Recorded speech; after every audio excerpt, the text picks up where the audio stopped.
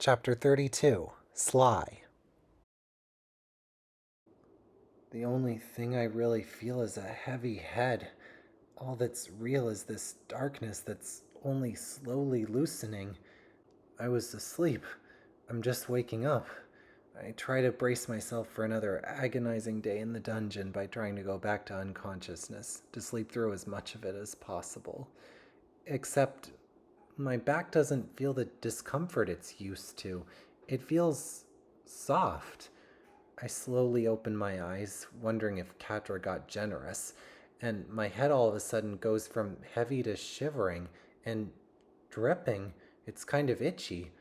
I groan and scratch it. Something cold falls off my head. Exerting a huge yawn, my vision finally adjusts, and I see 5 faces staring at me in anticipation. When I see it's Bentley, Murray, Carmelita, Dimitri, and McSweeney, my darkness is expelled like an exorcism, and it comes crashing back. Asenath's pregnancy, our escape, our sneaking into the pyramid, escaping with our lives, Slight and Common staying behind. Hey, buddy, whispers Murray. It's good to see you again, Sly, says Bentley gently. Huh, Bentley gently. Not just a good rhyme, but slips off the tongue well. I begin to tell the joke. Bentley gently. What a... Then I feel tears welling up. It's been so long since I've been able to just joke around with my turtle and hippo. What a great thought to have after 3 months in prison. I outstretch my arms. The three of us firmly embrace. After a moment, Carmelita and the 2 others join in as well. McSweeney gives a comment after a sniffle. My, do we all stink. He says it like he couldn't be happier about the fact. I have a pride in the aromas of the folks around someone as high caliber at everything as I, says Dimitri. Yet even the one and only Monsieur Lousteau cannot argue the loveliness of the smell of success between a groovy goo like the Cooper gang. You okay to get up? Asks Murray. I think so, I mutter. You didn't get hurt in your fall, did you? Asks Bentley. Just a little bruised, but I've handled far worse. I stop. It looks like we're in... Isn't this... My office at Interpol? See, says Carmelita. It's 3 in the morning. No one else is here. How long was I out? I ask. About a day, says Murray. Bentley kept your heartbeat monitored, though, however he did it. We were worried, Sly. You're not one to faint. Yeah, well...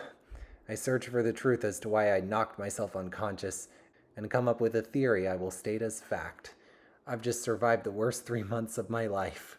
For humor, I add, Slyton Common and his gang snore worse than Canadian grizzly bears. Do you... Carmelita's twirling her thumbs.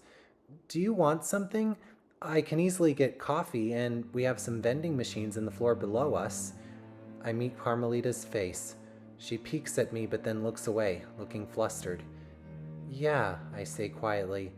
I decide to go for it, sort of. I would absolutely love that, Carmelita.